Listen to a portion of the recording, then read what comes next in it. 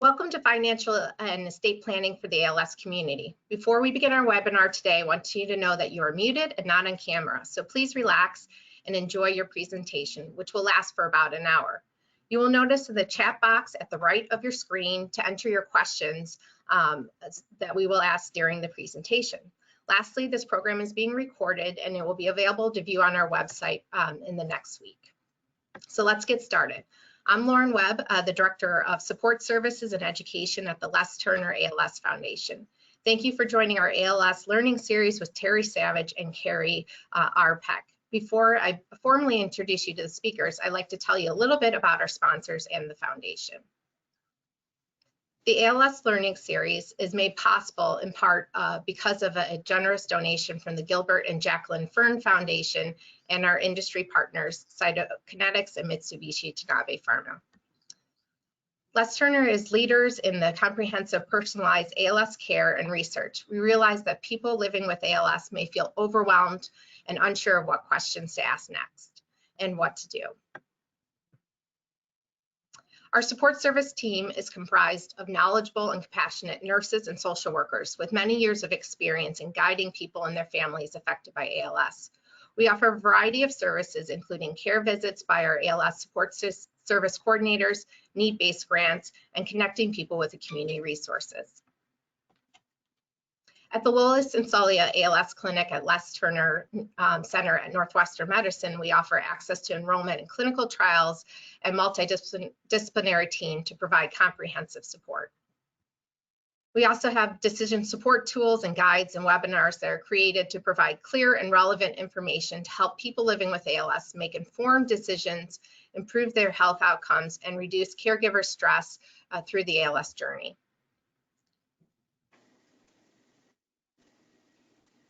Terry Savage lost her friend and colleague, Michael Falk, to ALS in 2021.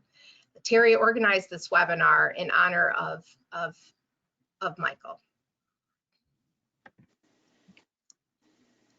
So now I'd like to introduce you to our speakers today. On the next slide, we have Terry Savage. Thank you, Terry, for joining us today. She's a recognized expert on personal finance, the economy, and the markets. She writes a weekly personal finance column, syndicated in major markets by the Tribune Content Agency. Terry lost, again, her friend, Michael, who we love and miss so much, to ALS. Kerry R. Peck is the managing partner of the Chicago law firm Peck Ritchey, LLC. He is the past president of the past president of the Chicago Bar Association, and he was recently appointed as the newly created Supreme Court Commission on Elder Law. He's an author and expert in estate and care planning that helps families plan and navigate through complex legal and medical and financial decisions. Welcome. Thank you so much for joining us, and I'll toss this over to you, Terry. Thank you, Lauren. And first, I just want to say one more word about Michael Falk. Michael Falk was the quintessential communicator about financial planning. He wrote some terrific books. I reviewed and wrote columns based on each and every one of them. I just before, not very long before he passed, did an interview with him. His voice was so vibrant. I remember the day he took me to lunch just 2 years before that and had 2 fingers taped together in a rubber band and said, pretty soon I won't be able to use my hands. But I visited him maybe 2 weeks before he passed in, and I went out to his house, and he was already planning his next book, and I said, okay, I've got dibs on writing an intro. Michael Falk believed that financial knowledge should be accessible to everyone, and he wrote a book called Teach Our Children How to Fish. In other words, he wanted to teach people about financial planning. So in his memory and in his spirit, we do this program today. That's particularly poignant because I know you wouldn't be here if you didn't have some personal connection with ALS. So our goal today is just to share our best ideas, our financial planning and legal ideas in what obviously must be for most of you a very, very stressful time. And I want to say that Kerry Peck, I I twisted his arm, although he gave in very easily.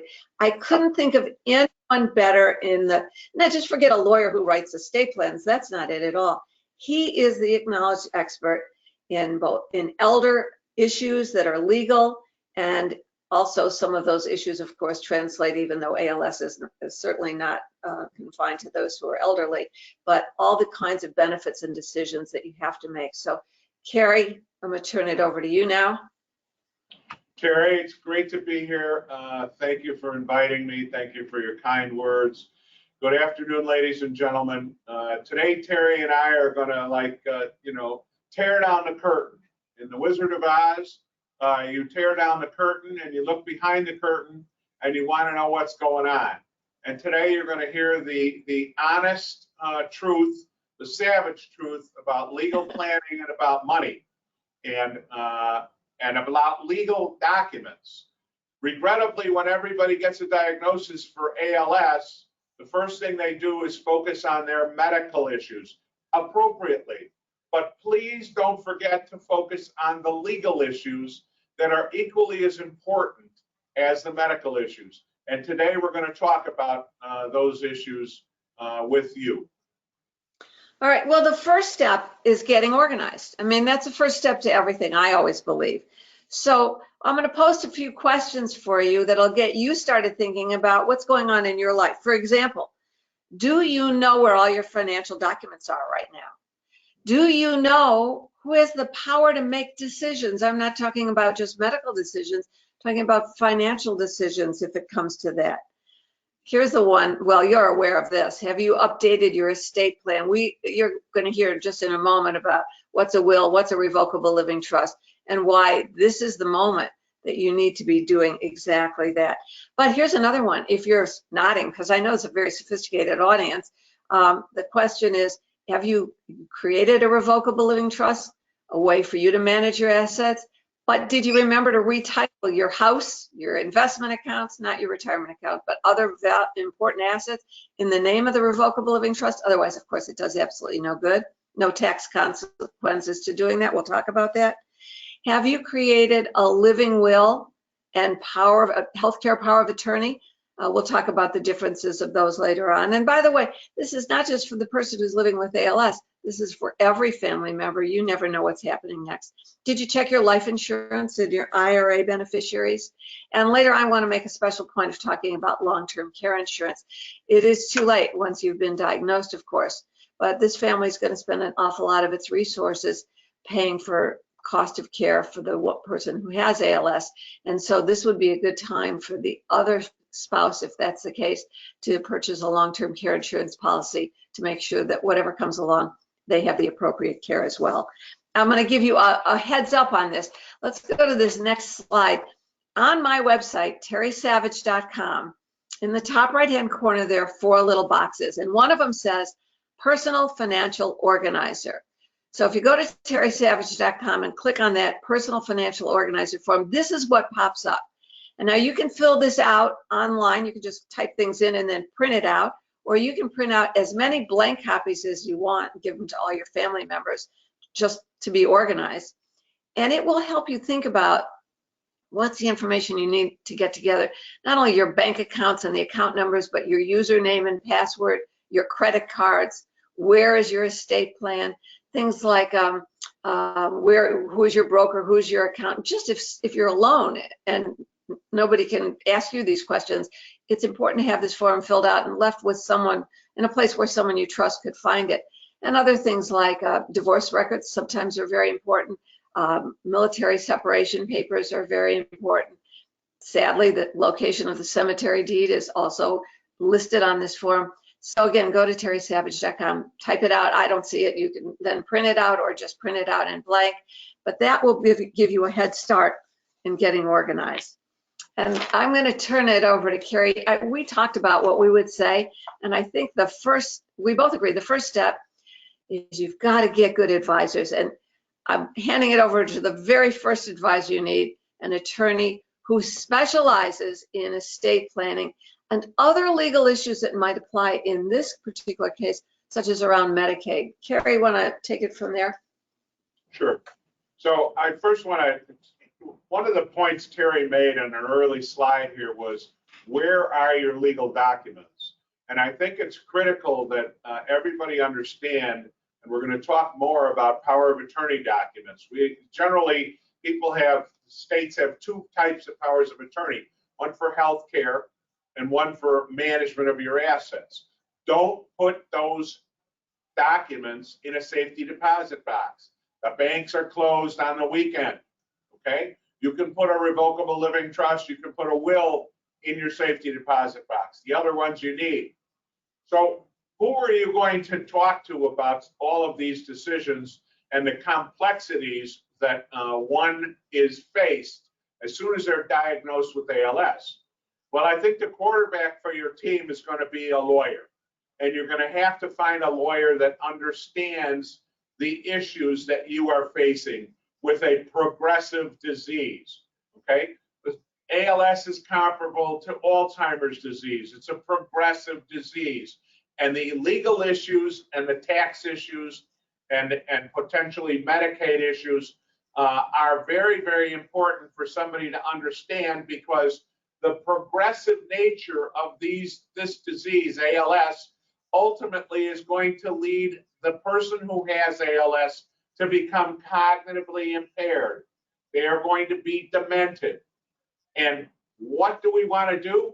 As soon as we get a diagnosis, if they're not demented, we want to get our documents done, okay? And so we're going to assemble a multidisciplinary team, an attorney, a certified public accountant who can do tax filings, tell us what the tax benefits are, tell us what our required minimum distribution issues are.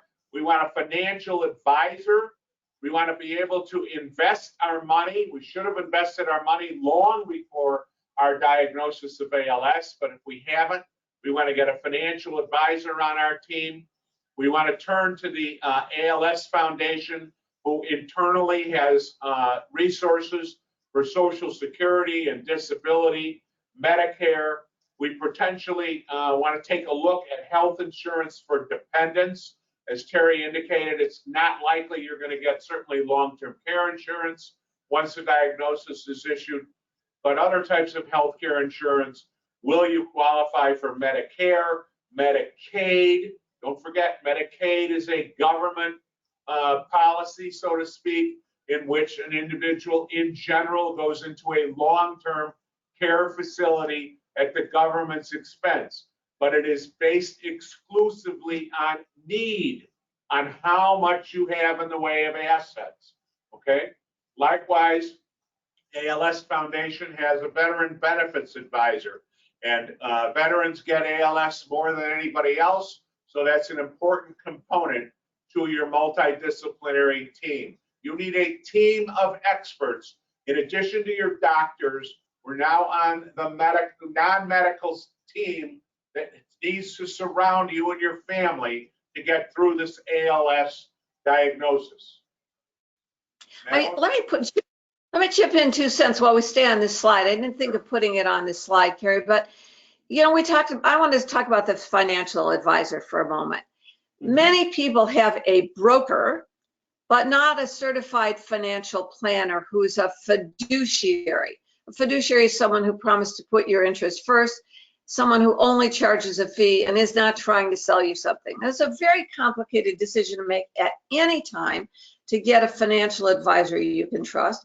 But I think in the middle of everything else you've got going on, I'm going to give you a way to find that fiduciary, your interest first, fee only, financial planner.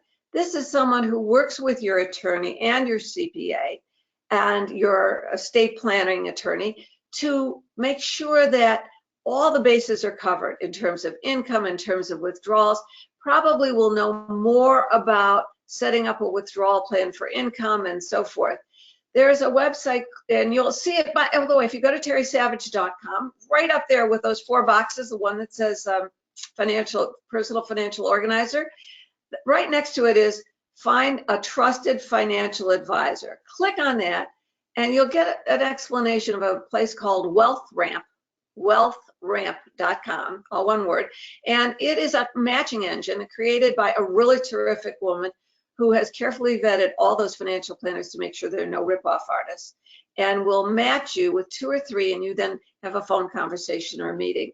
So I know this isn't exactly the time you're thinking about how my stock's doing, but it's more than that. A certified financial planner really is qualified to help you work with your other attorneys and CPAs to get your whole financial picture in order, better sooner than later. Well, So, any more on Terry, that? I think on this slide, the same needs to be said into selecting an attorney. The same way if you have a heart problem, you go to a cardiologist, you don't go to a podiatrist, okay? Attorneys come in a lot of different sizes, shapes, and forms, meaning that they practice in many different areas. So when selecting an attorney faced with the ALS situation that our attendees are involved in today, you want to pick a lawyer that understands these issues. You want to find a lawyer who's affiliated with the National Academy of Elder Law Attorneys.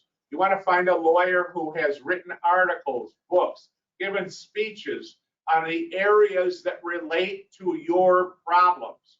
So, don't go to the yellow pages and pick the person that's closest to your house. It's not how you pick a doctor, a financial advisor, and certainly not a lawyer. I'll give you the website. The National Academy of Elder Law Attorneys is NAELA. And are you making notes out there? NAELA.org.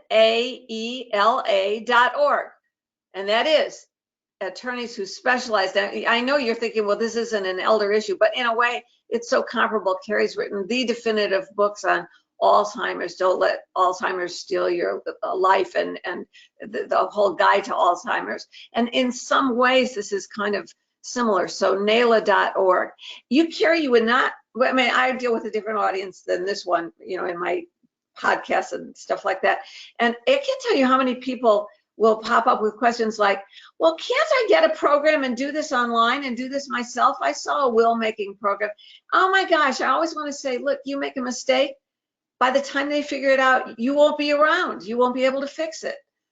This is where let me jump in if I may. I want the audience to know I've been in practice now for 40 plus years, and I have seen many of the do-it-yourself wills that people use.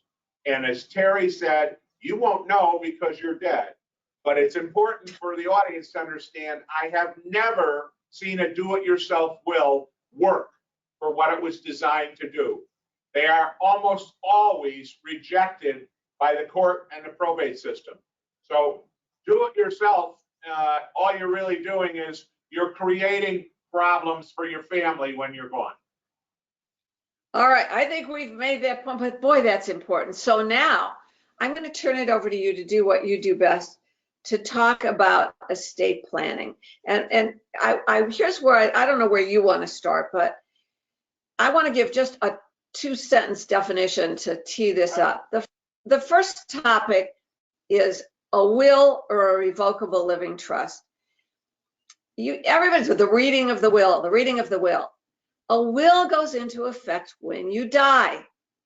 And if you have assets, you need another attorney, or that's why I'm sorry, Kerry, am I going to insult you? That's why the olden days, your lawyer used to say, here, we'll sign your will, they'll give you a glass of champagne, and we'll keep a copy of your will in our vault so that when you die, we can take it through probate, and they get a lot of legal fees. The modern, is that okay? I didn't insult you, because you don't do that. The real way to do an estate plan is to create a revocable living trust. It's a trust you create while you are alive and well. It uses your social security number. And if you're Susan Smith or Susan and John Smith, co-trustees for the Smith Family Living Trust, or Susan for the Susan L. Smith Living Trust, then you retitle your house, your savings accounts, not your everyday checking, not your car, but any accounts of value in the name of the trust. Very easy to do. Even if you have a mortgage, the bank will change the title to the Smith Family Revocable Living Trust. Why? Because while a will has to go into effect after you die, a living trust, your successor trustee, either your co-trustee, your spouse, your successor trustee. My son is my successor trustee. If I'm incapacitated and can't make decisions, that successor trustee is automatically empowered to take money out of the account to pay for the private nurses, to sell the stocks that are in my brokerage account, to pay for whatever. So that's the difference. If you are incapacitated and you have a will, someone's got to go to court and say, poor Joe, he can't talk. But if you have a revocable living trust, you've named a successor trustee. When you transfer those assets, there's no tax consequences. You bought your house in 1975 for $110,000. It's worth $1 million today. You're still going to deal with the taxes on the house at the same cost base. There are no tax implications. That's a definitional thing. And I think when people start talking about wills and estates, Kerry, they go, my eyes glaze over. I now leave it to you to talk about the nitty gritty of what we really are meaning when we talk about planning, estate planning. Okay, so thanks, Terry. I think it's important to know that there's a lot of, I call it mythology. You remember back in high school, you studied Greek mythology. I call it probate mythology. And we need to understand what is probate. Probate, we're now talking about a post-death court proceeding. And every state in the country has a threshold in terms of a dollar figure. For example, in Illinois, if I die with assets in my name alone, again, in my name alone, not in joint tenancy, not a payable on death account, in my name alone, in excess of $100,000, the law requires that we open a post-death court proceeding called a probate. Now, every state has a threshold. Every state has the same scenario, and some are lower than the $100,000 as well. So if you die with assets in your name alone, in excess, again, example, Illinois, we need to open a probate in excess of $100,000 in assets. Now, again, the mythology gets very confused here. Some people say, well, Kerry, can I avoid it if I have a will? And the answer is a resounding no. The issue is, how do we title our assets? Do we title our assets in joint tenancy? Many husbands and wives own, for example, their house, their car, their maybe savings account, joint tenancy, which is short for joint tenants with right of survivorship. So I own the house with my wife, I die, she gets the house. That avoids probate, okay? If the house were in my name alone, and I die, the house is going to be required to be probated. Again, a post-death court proceeding. Now, what are we talking about in conjunction? Why do we want a revocable living trust? Because a revocable living trust is state-of-the-art avoidance of probate. It's the state-of-the-art best mechanism recognized coast to coast, okay? All states, the use of a revocable living trust avoids probate. So that $100,000 figure that we use for Illinois and lower in Florida doesn't apply. We don't worry about it. And as Terry mentioned, how do we do it? We create a revocable living trust in our own name in general. The Kerry Peck Revocable Living Trust, dated May 1st, 2022. What do? I put my assets into the revocable living trust. I change the title on my savings account. I change the title on my brokerage account. I cannot put my retirement accounts in. Repeating on purpose, I cannot put my retirement accounts in a revocable living trust. Why? Because those retirement accounts, the tax ramifications are dramatic. If you make that mistake, do not do it. And your retirement account should have a beneficiary that post-death the money is going to go to. So let's talk about, Terry mentioned, revocable living trust has lifetime benefits and post-death benefits. Why? Because when I die, my successor trustee takes over, maybe my wife, maybe my son, maybe my lawyer, maybe my friend, it doesn't really matter. They administer the assets in my revocable living trust as if it was the will. Under the terms of the trust, people generally leave their assets to three categories: family, friends, and charities. When we write the revocable living trust, we say $100,000 to my daughter, $10,000 to the ALS Foundation, $10,000 to my friend Terry Savage. Okay, those are the three categories.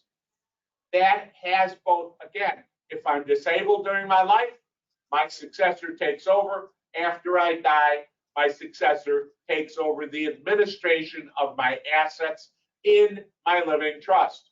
Compare that to a will. A will is operative only upon death. It has no lifetime benefits.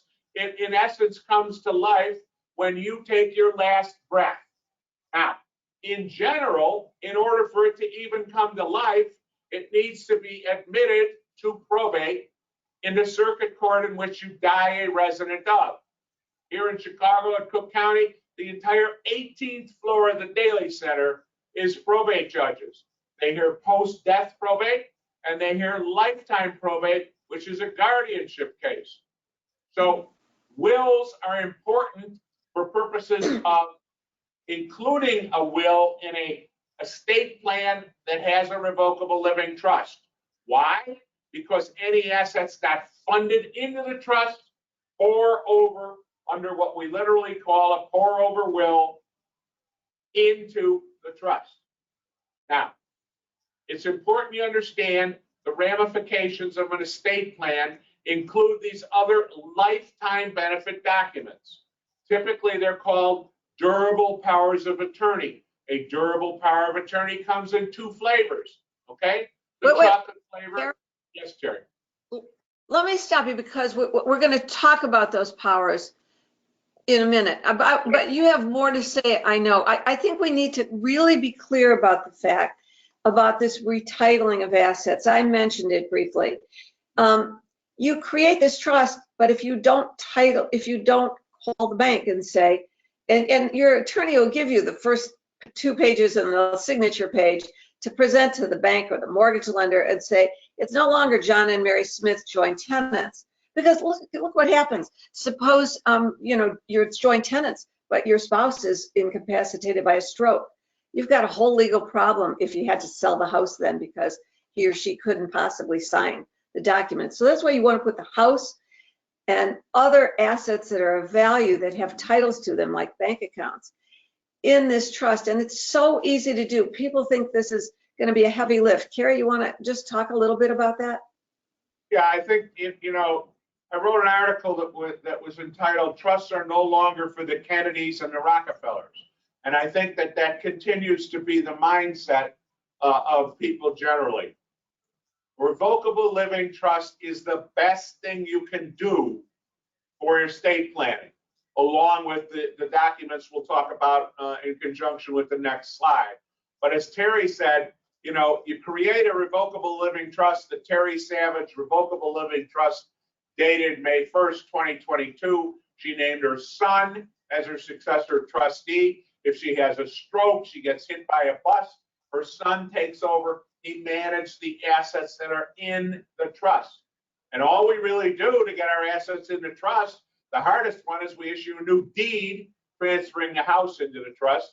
The easy ones, you pick up the phone, you call your broker, and you say, I want to change the title of my account to the Terry Savage Revocable Living Trust instead of Terry Savage, or maybe Terry Savage and Son. So it's important that we understand how to do this, and it's important that we do it. Many people create revocable living trusts. They do not retitle their assets, okay? And the problem is when they die, those assets generally are going to go through probate, which they tried to avoid, and their team told them to do early on. So right, your revocable living trust uses your social security number. So when you tell your broker, you bought Apple, 20 years ago at current $2 a share or whatever it is. It doesn't change your cost basis. There's no tax consequence of changing the title to your revocable living trust. And you're right about my trust only. It's dated, I think it's 1989. Because I did that a long, long time ago. And this is, you should be telling not only for your family, which obviously is a reason to consider mortality, but you tell your brothers and sisters-in-law and everybody else that this is really an important thing to do. Kerry, before we leave this slide, I want you to do a riff on estate taxes. Yeah. Now, you know, I'll just give the headline. Right now, under the law, if you have a spouse, you can leave everything to your spouse, a gazillion dollars. Nobody does that for various reasons, not because they don't trust their spouse, but because there are better tax things to do. And the federal estate tax, nothing's taxed until your combined lifetime gifts and your estate total over about $12 million. So you think, well, that's not going to be the case with me. But Illinois has its own estate tax. Kerry, I'm going to launch you onto that topic. Yeah, so Illinois has what they call the Illinois inheritance tax. What does it mean? It's a death tax. And the death tax in Illinois, unlike the federal threshold, which Terry mentioned is close to 12 million, in Illinois, for example, it's 4 million. So at $4 million, you start to pay almost 1/3, roughly, very quickly a third and higher, on assets above that $4 million threshold. That is an outrageous amount of money because during your lifetime, you've paid income tax, you've paid gas tax, you've paid sales tax, you've paid real estate tax, okay? And many others that I'm not mentioning. But an Illinois death tax, Illinois inheritance tax, again, avoidable. Now, it's not avoidable if you stay in Illinois. So that's the problem. The reality here is that states like Florida are a major destination for people that are relocating and or retiring because Florida is the prime example, no death tax. And that's just huge, huge. It doesn't eliminate the estate tax, which is at the federal level, but that doesn't apply to most people because you have to make a lot of money and have socked it away. One of the ideas that people often suggest in an effort to reduce your estate below that $4 million threshold is give your money away. And I'm not talking about to strangers. I'm talking about to your family. So you can give your family or anybody you want as many gifts as you wish, maximum $15,000 per year per donee. So if I want to reduce my estate and avoid that Illinois inheritance tax, I can give my money to my family tax-free as long as it's below this $15,000 threshold. And that's significant. Going up to 16, yeah. But you know what? Here's something else. I think people don't realize. Well, you hinted at this before. What is your estate? Now, you put all your titled stuff in your revocable living trust. So that's part of your estate. I mean, when they count your estate, they count everything you own. Now, and if you own a retirement account, a 401k or an IRA rollover account that's got $1.2 million in it, and the value of your house, and the value of your other assets that they can count up, and they do, you can get, and guess what else? If you've made the mistake of owning your own life insurance, we didn't put this on the agenda today, but most people who get to this stage create an irrevocable trust to buy and own life insurance and use and give it to the estate to pay any taxes that are due. Because if you have $1 million life insurance policy and you own it yourself, that million is part of your estate. So in Illinois, you could get to 4 million pretty quickly. And that's why you need Kerry and your good CPA work and your financial planner working together. Because you can have 4 million, used to sound like a lot, but and I know it is to many people, but I mean, you could wind up in that position. As you pointed out, you get to that number very quickly. And you know, it's very clear the Sun states are intentionally trying to lure people away again, Florida, I'm licensed in Florida. We have clients that are relocating there like crazy in order to avoid this very, very oppressive taxation situation. Before we go on to the powers of attorney on the next slide, let's talk about the timing of this. This takes a while. Oh, I'm going to ask you I'm going to turn into Terry TV. Kerry, let's just say it's a regular family and it's a couple and forget the pressures of living with ALS, but they want to do a revocable living trust. They have a house, they have retirement accounts, those have named beneficiaries, those don't go into your revocable living trust, but they're just regular people. How much does it cost and how long should it take to create this portion of the estate plan, the revocable living trust? What's involved? Well, I think what's involved is number one, they need to gather all the information. And that in and of itself often is a major undertaking because we want to see original source documents in general. We'd like to see the bank account statements so we know how to change that bank account title. We know who to reach out to at whatever bank it is and assist them in doing that. So we want a legal description for the house so that we can transfer the house into the revocable living trust.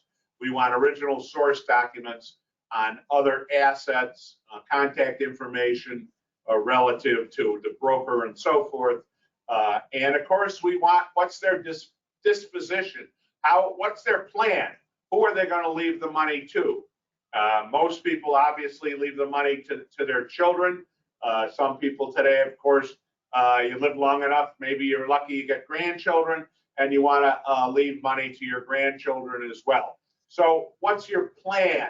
And we have a meeting with the patriarch and the matriarch of the family, so to speak, and find out what their plan is. We're going to be asking them, who do you want to name under the documents we're about to talk about as power of attorney should you become disabled to make decisions? Who do you want to name as your successor agent, your successor trustee to manage your assets in your trust?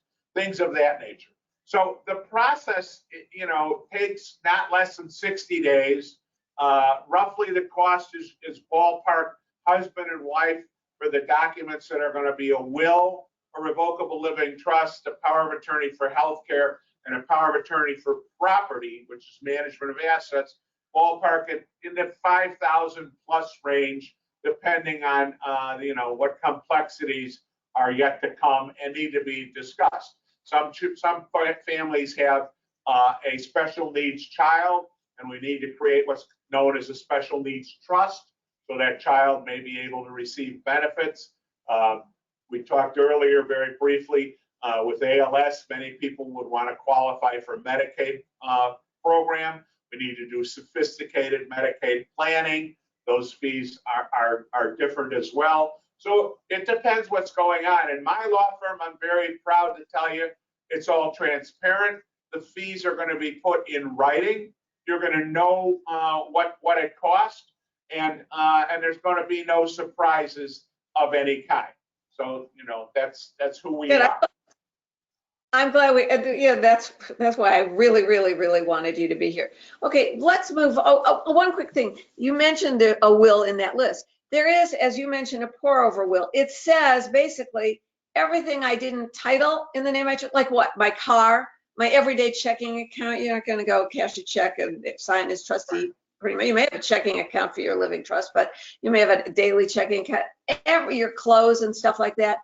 What that says is all my other little stuff that I didn't have a title goes, and maybe your dog, although you should make plans for that too. But all of that's in a pour over will that goes right into your living trust, so that trustee you've named to take over at your passing or where you're incapacitated, but the pour over will would be after you pass, would be able to deal with all those other things like your car as well. Let's move on, because I know you wanted to talk about powers of attorney.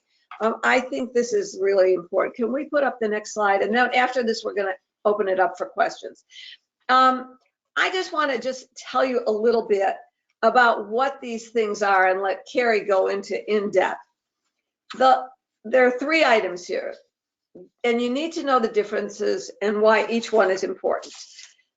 First of all, the living will is the document that says, don't take extended measures to, at the end of my life, to keep me alive. Kerry will go into detail.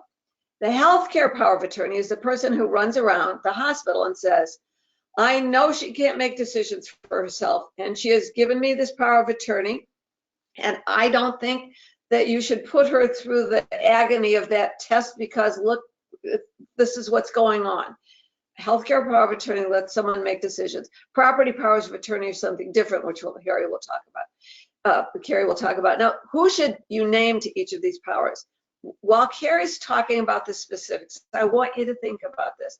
I used to have a joke line in my speech. This kind of a webinar with this crowd is not amenable to jokes, but I used to say this, and it was long ago when my mother was alive. I gave my mother my healthcare power of attorney because she'd be really terrific at telling the doctors what should and shouldn't be done. She was most organized. But I thought kind of thing I didn't want her to do the living will, which I used to call the pull the plug document. And so I said, I have 2 brothers. One is organized. He's a banker. He's got his pencils lined up, and they're all sharpened according to length. The other is a sports marketing tycoon. He's always got action in his office. He's got 5 lines flashing on his phone. I could just hear them yelling, hey, Mickey, they're on line 3. It's about your sister. They want to know if they should pull the plug. Yeah, pull the plug. Who's on line 2? You have to really, it's not funny in this context, but it used to be a great speech line. But the point is, you are giving a big responsibility to some people, and some people you want to choose because of their abilities and talents, and others you don't want to give a final burden to.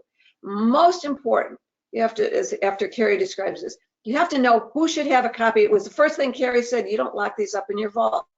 Your own physician should have a copy of the healthcare power of attorney and living will, but also there should be copies because your physician may have no power once you're in the hospital because they have these hospitalists. So you need copies of this power of attorney, both of that living will and the healthcare power, to carry with you and say, yes, it's not just that I'm his spouse. I have this power to make these decisions and you must abide by it. So a number of copies, not hidden away, but available in case of an emergency. With that, Kerry, talk about the specifics of what these things say and what a big deal it is to make these powers of attorneys. And it isn't really, actually, it's important, but it's not a big legal project, is it?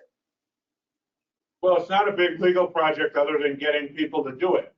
And, you know, in general, people don't want to do estate planning for a lot of reasons. Maybe we all fear our own mortality and things of that nature. But power of attorney documents are critical. In Illinois, if you don't have a power of attorney for healthcare and you don't have a power of attorney for property, and you have a stroke or you get hit by a bus and you're taken to the hospital and you are unable to communicate your decisions regarding what type of treatment you want, unless it's a flat out emergency and the hospital under emergency powers can treat you, the law requires that that hospital file the lifetime probate, a guardianship, to have a guardian appointed to make decisions for you regarding your health care, and potentially thereafter make decisions for you regarding your asset and property management. So this is a real big deal. If you don't have it, you're going to end up in probate court during your lifetime should you become disabled in some urgent or exigent fashion. And so what we're doing under a power of attorney for healthcare and a power of attorney for property, and the full name is durable power of attorney. And what that means is when I become mentally incapacitated, cognitively impaired, if I've signed an Illinois statutory durable power of attorney for healthcare and a durable power of attorney for property, those documents remain effective. Now, this is huge. The law changed on this subject, some years ago in the 90s, because without the term durability, people sign powers of attorney, they had a stroke or they became disabled in some fashion, that power of attorney had no validity after they became cognitively impaired. So today, critically important, what do? We create what's commonly called an agency relationship. I'm the principal, not of the school. I'm the principal. I named Terry as my agent to make decisions for me when I'm not capable of making decisions. Now, on the issue of healthcare, you'd like to pick somebody that understands what you want and don't want. Under the Illinois statutory power of attorney for healthcare, you are going to be specifically asked, do I want to be an organ donor? If so, what organs do I want to donate? You will also be asked, what type of end-of-life treatment do you want or don't you want? So today, medical technology allows us to stay alive, breathing, and our heart beating long after the quality of our life has changed. Make sure you name an agent to manage your health care that loves you more than they love your money. You are giving them life and death power. Terry talked about a pull the plug. This is a pull the plug document, ladies and gentlemen. The doctor says, I don't think Kerry's going to make it. And your agent goes, hot damn, I'm going to get the money. And boom, let's pull the plug. So you need to make sure that you pick your agents wisely. Same thing, and in healthcare, you cannot pick one of your treaters, one of your doctors, one of your healthcare providers to be your agent. The law prohibits it. Now, flip to the management of your property. Property is a generic term. It doesn't mean real estate. It means all of your property. It could be your brokerage account, your bank account, could be your real estate. But you want to pick somebody that you believe is savvy in the management. Again, principal, agent. What is my agent going to do when I'm incapacitated with my money?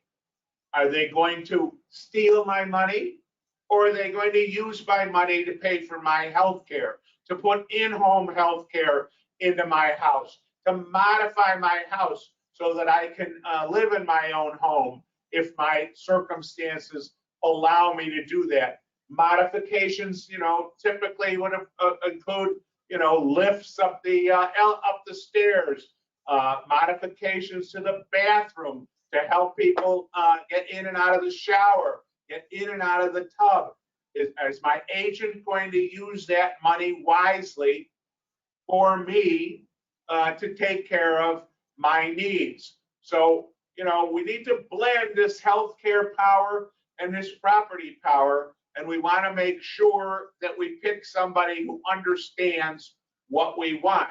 We commonly have clients that come in and say, I can't pick Jane, my daughter, for my healthcare power of attorney because she'll never pull the plug.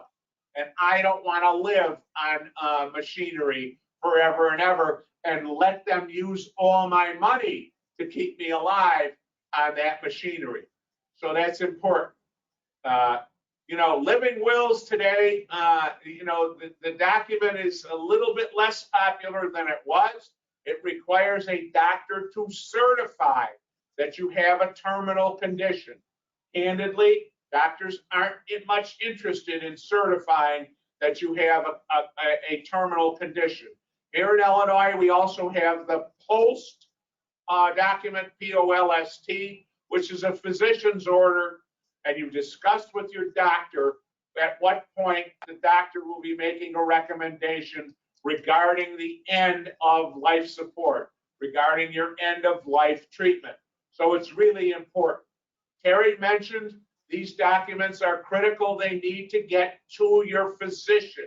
Your doctor needs to know what is your intention relative to your health care. And I think that I already mentioned, don't put these documents in a lockbox. You need to know where they are. We never know when we're going to have an emergency that requires the literally presentation of these documents. You're taken to a hospital by ambulance in an accident off the Kennedy, and you get over there, your family gets over there after the ambulance delivers you, and the family comes in and says, I hold a power of attorney, I'm in charge. Well, the hospital's going to say, that's really nice. Where is the piece of paper? Okay? Where is the piece of paper? And so it's really important that you know where it is and that you have copies and somebody knows or has access to the original. There's a lot of people today, elderly people, that literally are taking a magnet and putting these documents on the refrigerator so that when the EMTs arrive, they know what the intention is. Do I want to be on life support? What are my intentions regarding these issues? And these are complex issues. They involve religion, morality, ethics, and law.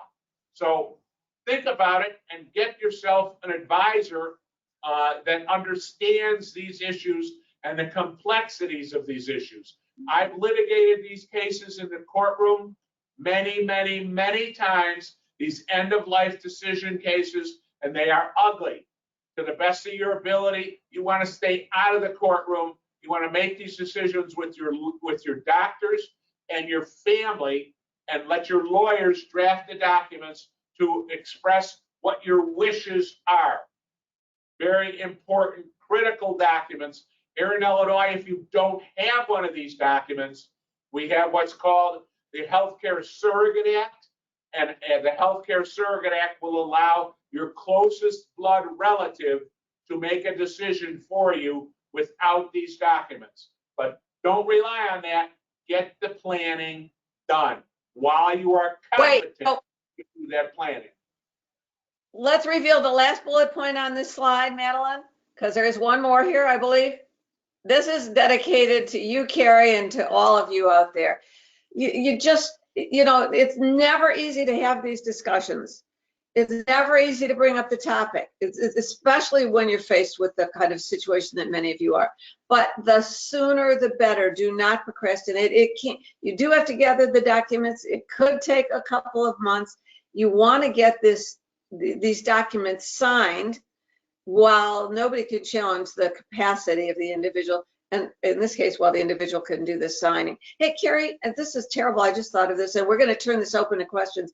But if someone were at the point where he or she was mentally sound, but physically, I'm thinking about Michael Falk, incapacitated with those rubber bands to keep his hand together. Is there a way to sign it if you don't have the use of your hands? It's a serious question under these circumstances. Yeah, it's a great question. But I think that at the end of the day, we would like to see that individual at least make an X of some kind, some mark. That might be a scenario, Terry, where we would do a videotape. Right.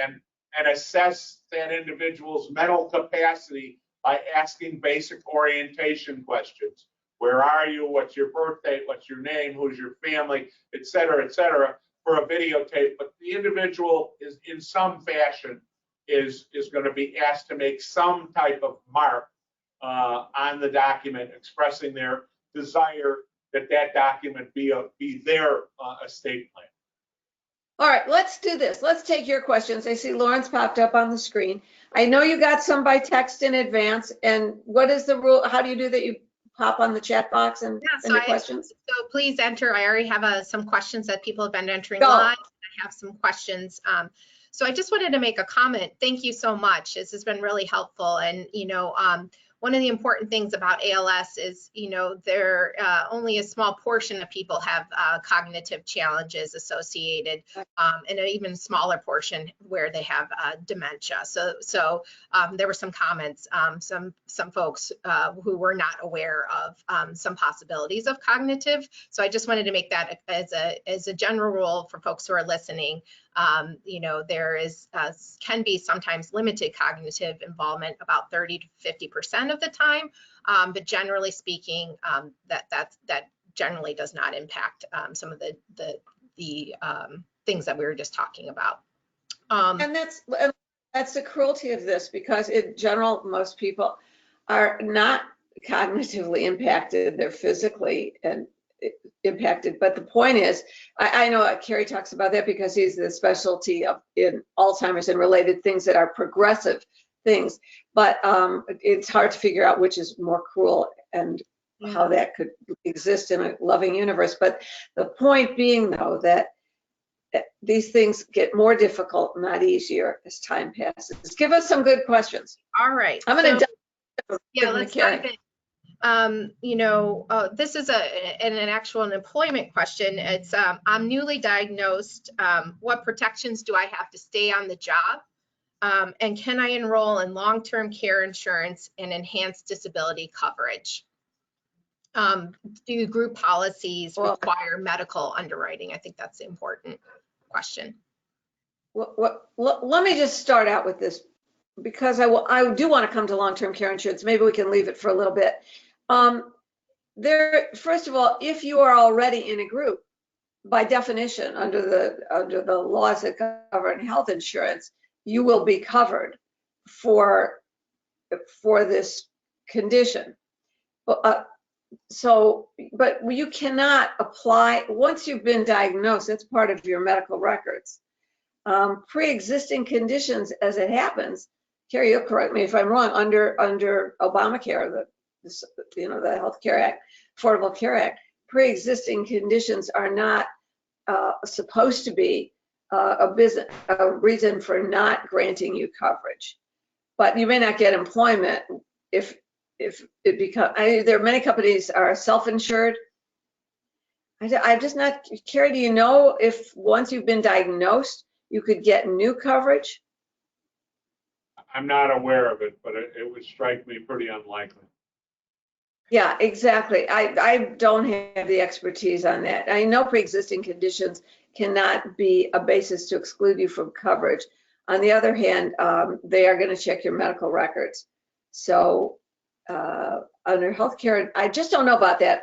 The Affordable Care Act website, healthcare.gov, is where you would go to find that out. On the employment side, Lauren, I'm not a labor employment lawyer, so regrettably, I can't really comment on that. But I think that it's a great question, and I would encourage the person that asked it to reach out to labor employment lawyer if they feel they're being discriminated against as a result of the ALS.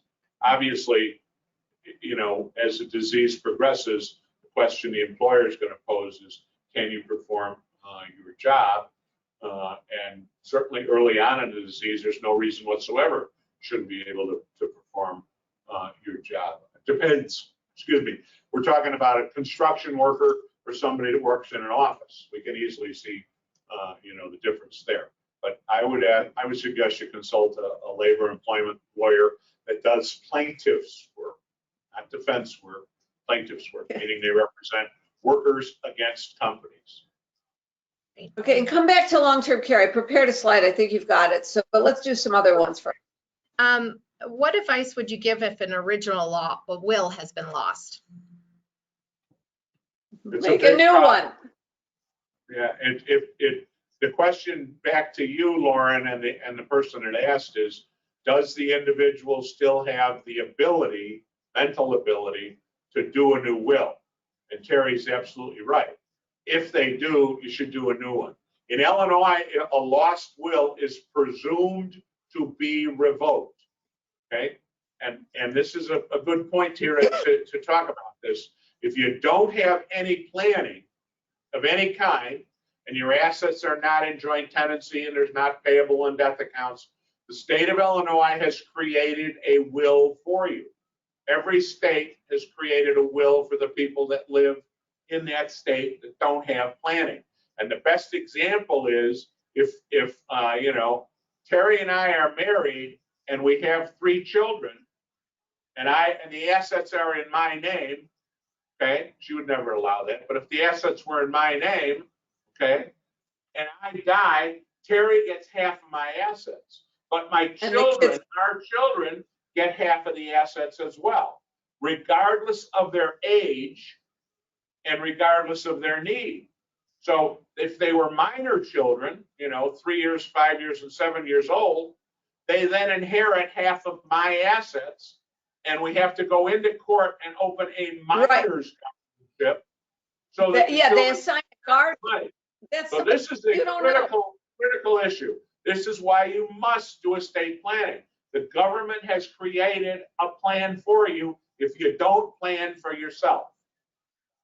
Yeah, the laws apply, and believe me, I met some of those guardians in various stories I did. Some of them are very nice people, and some of them work for the state, and I would no more want them to be managing my child's college. The decisions, when your child's a minor, can she have a car when she goes to college, or can we send her, do we have enough money to send her to Harvard? She got accepted, kind of thing. Oh, got to plan. Yeah. The other person asked, how often must you update the healthcare power of attorney as well as other power of attorneys?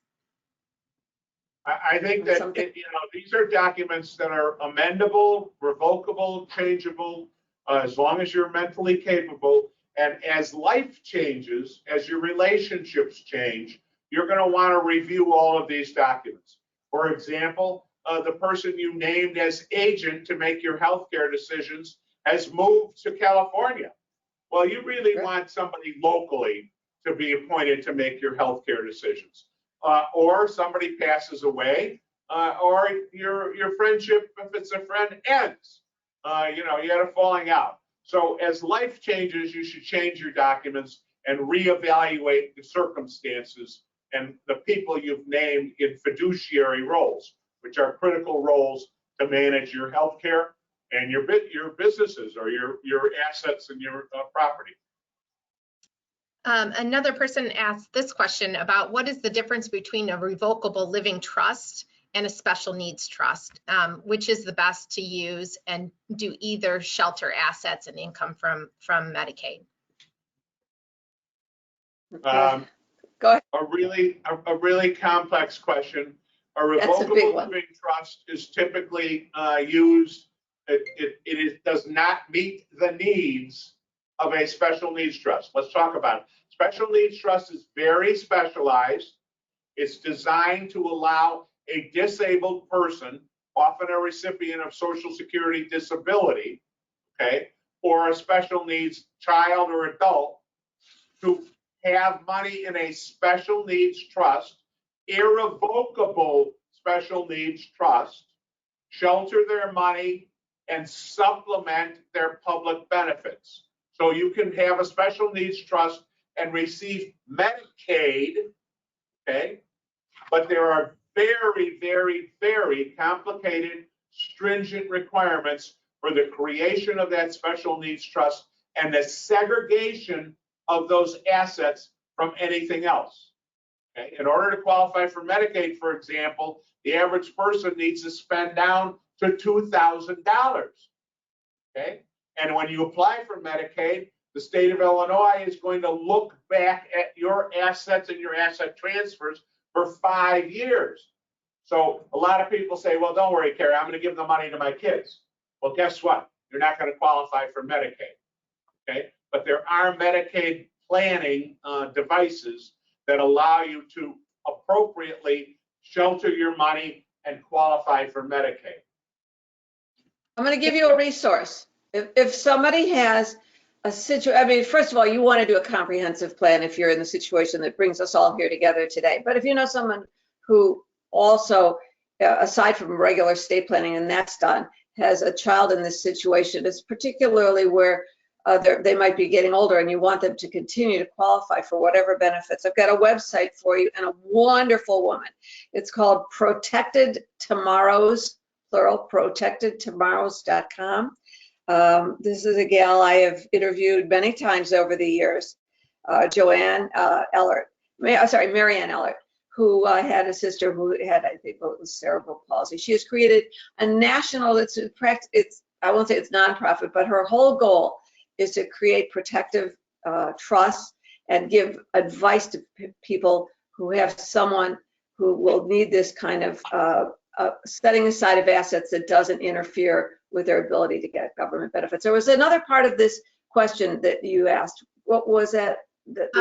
Well, that was Oh, one. so the revocable, oh, here, this is important. Wait, Kerry, I'm going to toss this up and you'll bat this out of the park.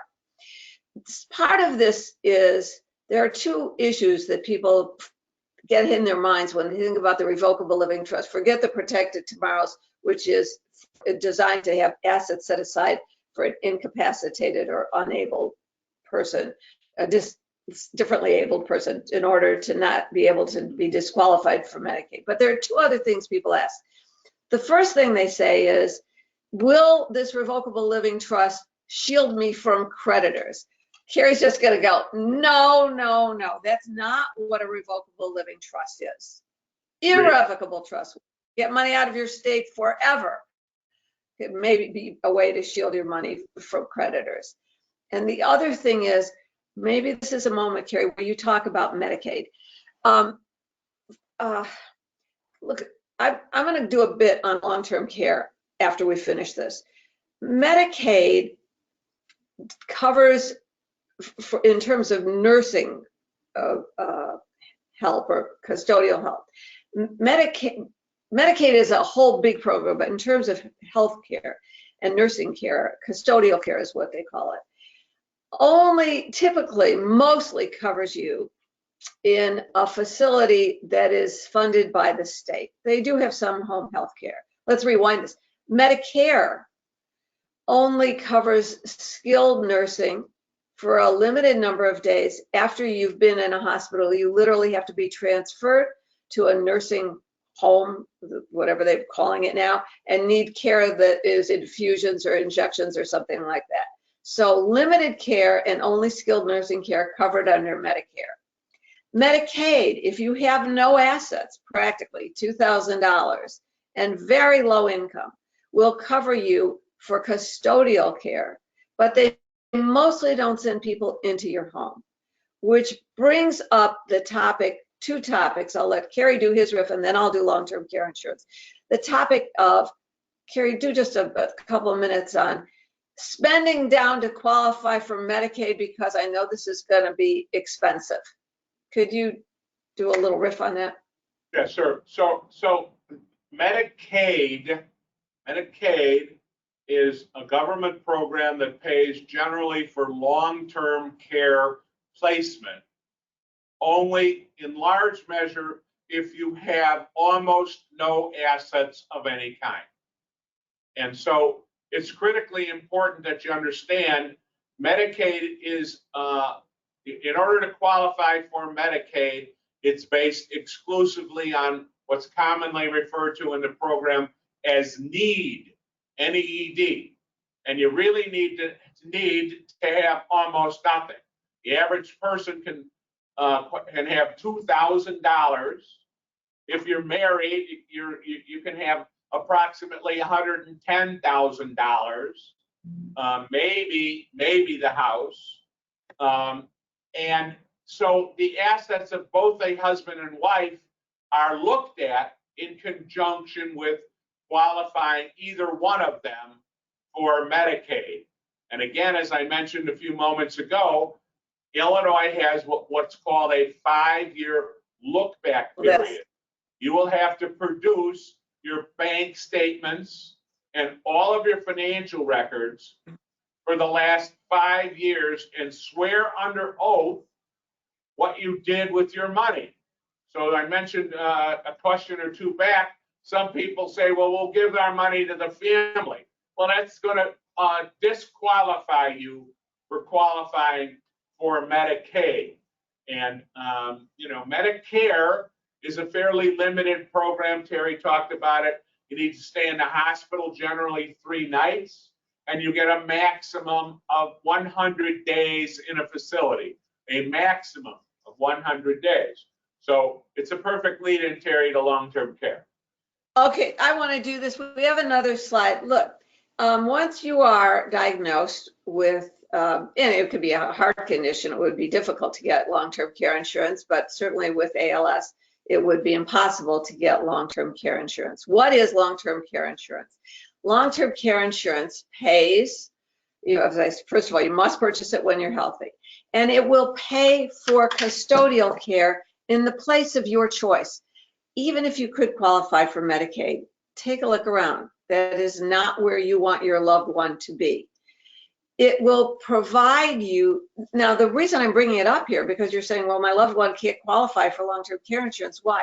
Because I know that you are going to be spending a lot of money on care in the coming years, a lot of the family resources, some of your retirement funds. So if something happens to you, the caregiver, it would really be great to have a policy that pays so you can move into assisted living, because that qualifies, or even a more a higher level of care if needed. And this is a policy you buy while you're healthy. I pointed out before, Medicare only covers skilled nursing, so Medicare isn't going to cover custodial care. You have to be unable to do 2 of the 5 basic activities of daily living: shower yourself, transfer from bed to bath, feed yourself, and so forth. Your doctor will certify it. But the point is that you want to buy a policy now, and I'm going to show you how to do it. You all know I don't have any clients. I don't sell anything. I don't charge any fees, and I don't get any kickbacks for anything. But you can go to terrysavage.com and just put in the columns long-term care insurance. I'm going to give you the highlights right now. In the olden days, 20, 15, 20 years ago, you bought a policy and we said, buy a policy when you're in your 50s or 60s. You're younger, it'll cost less, you're healthy, buy it and pay the premiums every year. They'll never go up because you suddenly need care. Only they'd have to raise them for a whole class of people, all the people that bought in 1992 this class of policy from this insurer. Well, lo and behold, they started raising the premiums a lot about 10 years ago because of low interest rates, because a lot of people decided to use their policies because it wasn't so bad to move into assisted living, you know? And so the insurers came to the state insurance commissioners and said, we're going to go out of business if you don't give us a rate increase. One of my policies, a policy that I paid $780 a year on. It was lifetime coverage, by the way. That was really the best, and inflation protection. This year will cost me $6,500. Fortunately, way back when, I bought another policy that was a 10-pay policy and is fully paid up. Another lifetime care. I was really into this whole idea. Women would stop me on the street and say, I did it. And I knew what they meant, because everywhere I went, I talked to women in their 50s and 60s then about long-term care insurance. Now they've got a better kind of policy, one that won't increase in premiums. And this is for you, the person who is the one that's going to need the care and is not disqualified by having a pre-existing condition. It's a combo policy. It's a combo of life and long-term care. The other bad thing, my father used his long-term care policy. I was so glad I had it. And my mother passed too suddenly for us to use it. So that was money not well spent, but who knew? These policies, if you don't use the benefits for care, there's a life insurance component for your beneficiary. But long-term care combo policies require you to take either one lump sum or over 10 years pay, put the money in, it'll be fully paid up, and it leverages up the money that you've put in for 3 to 5 years of long-term care, a very good benefit. And again, if you don't use it, there's life insurance far beyond what you put into the policy. I'm going to tell you right now where to go get this in Illinois, but these are my favorite people. I get nothing for endorsing this. You don't have to use my name. But there's a company out in Northbrook that, for the very beginning, I mean, when I bought my mother's and father's in my own way back then, is MAGA, Murray A. Gordon Associates, a funny name, MAGA now, MAGALTC.com, or call Brian Gordon. He's my expert for my books and everything else. 800-533-6242. I'm going to say it again because they are the experts. They're not trying to sell you anything, and they will help you when the time comes to actually access the benefits as well as paying for the policy now. 800-533-6242. You want a combo LTC policy, and this is something you should do now because I know your resources are going to be depleted in the care of the person that brings you to this webinar. Okay, I'm glad I got that said. Do we have enough time for any more questions? A couple of them? Yeah, I think so. Your comment about Brian and Murray Gordon. I've done business with them for years. I don't get any kickbacks. Same scenario. I bought my policies from them. They're wonderful people and they're honest. And I strongly encourage you to call them if you're interested in buying long-term care insurance. Okay. Thank you. I think go back and put that number up on again for a minute. So in case people want to grab a pen or pencil, can you go, Madeline, go back that one long-term care slide and just leave that phone number up. Okay. So let's do some more questions and then we'll come to the end with the end slide. Yeah, so there were some questions that people wanted to know about tax credits for people living with ALS. You know, can they do deductions for ALS care? You know, if they made home modifications to make the house more accessible, is that something they can write off on their taxes? So any general guidance around taxes and in general. Yeah. In general, but you have to consult your accountant. To the extent that those costs, expenses exceed 7.5% of your adjusted gross income, and again, I don't know if you're filing a joint return or not, those could be deductible, so consult your accountant on that. Thank you. I think that's it. And by the way, medical costs include premiums you pay for long-term care insurance, you know, so, and other expenses are out of pocket. So with those expenses add up, some might be deductible. So it's important to have a tax person on your team so that you can talk to them, really work through. Absolutely. Absolutely. You know, another thing that you know comes up a lot is you know, around you know, we talked a lot. So I just really need to say thank you so much, because these are the issues, and everyone's, you know, personal circumstances are very individualized, and that's why it's so important to have a team. One of the questions that did come up is, you know, I'm a teacher, I'm not eligible for Social Security and disability. Do I still need to apply for Social Security and disability to have access to Medicare? Yeah, teachers get, public employees get what's called an offset. It was designed years ago to avoid, quote, double dipping. Don't even get, it's a long subject that bothers me a lot. But the fact of the matter is, you should sign up for Medicare, but there are some special benefits. I think you pointed out, and I'm not an expert on those for ALS, but yeah, you definitely need to contact the Social Security Administration. Why don't you go describe the benefits available now under new laws for ALS patients? Sure. Under the new law for ALS, they removed the 5-month waiting period. So we encourage everyone to apply for SSDI when they're diagnosed. And then that application is actually the same application for access to Medicare. So even if you know you're going to get denied for SSDI, go ahead and fill that out. It's one complete application. And in addition to that, by the way, we all know that Medicare doesn't cover everything. So we have supplements typically. You do not want to get into one of those Medicare Advantage plans in this circumstance, because they limit your care, they limit who you could see. I've got a million reasons why you shouldn't do Medicare Advantage. It's cheap when you're well, and when you're ill, it's restrictive. But I think if you immediately apply for a supplement, you cannot be turned down because of a pre-existing condition. So get some good advice. I think you have that at Les Turner, that you sign up for SSDI, then you get to Medicare, and then you immediately get the supplement that pays for what Medicare doesn't. And you must do that within 6 months. And it's really important to have conversations with your care team, you know, because there are anticipation of future needs and choosing a policy. And so we'll have a person, a Medicare expert next month, walking us through some of those details to answer some of those questions as well.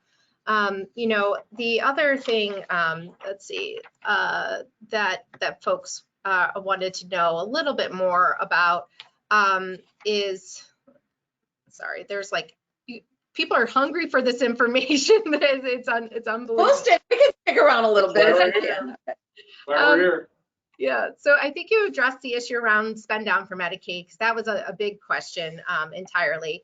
And then another key thing that folks wanted to know and better understand Are there assets that should be placed solely in the surviving spouse's name while the person is still living with ALS? I think people have a hard time, right, as you're negotiating and having those really tough conversations. I remember I talked to a caregiver. He said he has an MBA and he still really struggled helping his parents get through trying to navigate all these things.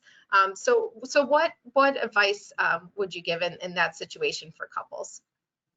Well, I'm going to say something first, and Kerry, you will either correct me or add to this, but there's a strange quirk in the law, right, and the estate law, or in the estate tax law, that says upon death, under the current law, the person who inherits your asset gets something called a step up in value basis. So, okay, let's say you bought the house in joint name in 1973. Maybe a house isn't a great example, but let's just say you did, and it was 100,000, and now it's 1.2 million. And it was joint name, so half of it is presumably in the estate of the person who died. The person who inherits that will not have houses. There are some exclusions for taxes, but it's easy to say this.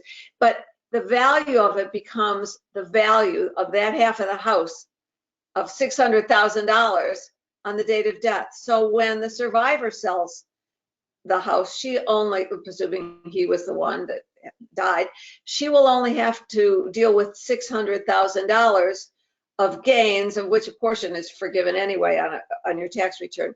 The point I'm making is you got to be very careful about giving stuff away, because some stuff, that stocks, for example, and other things, if you die owning them, the people who inherit them have a new cost basis, the value as of the date of death. So don't go willy-nilly giving stuff away where you might have a tax advantage of dying with it in your name. Kerry? You know, Terry, you hit it on the head. You explained it, I think, exceedingly well. Stepped up basis is really, you get very few gifts from the government when it comes to taxes. This is an incredible gift from the government, so to speak. And it's really important that you consult with an accountant or a tax attorney to discuss this. But Terry's explained it. You know, the people inheriting don't pay tax on what the cost was to the inherited value, and it's really just a terrific device. Yeah. Well, thank you. Because if you give it as a gift, let me clarify. If you give that 100 shares of Amazon as a gift to your grandson because you think, great, it's something that'll grow with him, he inherits the recipient of the gift inherits your cost basis unless you die and leave it to him. Okay. So then when the grandchild, Amazon comes out to be $1,000 a share, but your cost basis was $2. By the time he grows up and sells it, there's going to be a huge tax. At least it would be at today's cost at death, then but the gift retains the original cost basis. Should have added that. Am I good at taxes? I hate them. Go ahead. Give us something else. And it's yet another example why you need to surround yourself with a team of people. Yeah. You know. Yeah. Well, thank you so much. I think it's really helpful. I think this is the important thing is you're jump-starting the conversation. You're getting families in their own living rooms to be able to talk about the issues and challenges that for their own individual circumstance to really start to think about these things and have those honest conversations. And yeah, let's give it one more slide. I think Kerry had to wrap up, and we have one more slide after this, I think, Madeline. Can you do that? And then maybe our last one. Okay, these are the three things we both agreed. Kerry, you read them off and do them. So fundamentally, you know, don't wait for tomorrow. You know, really, this is do today what you need to do.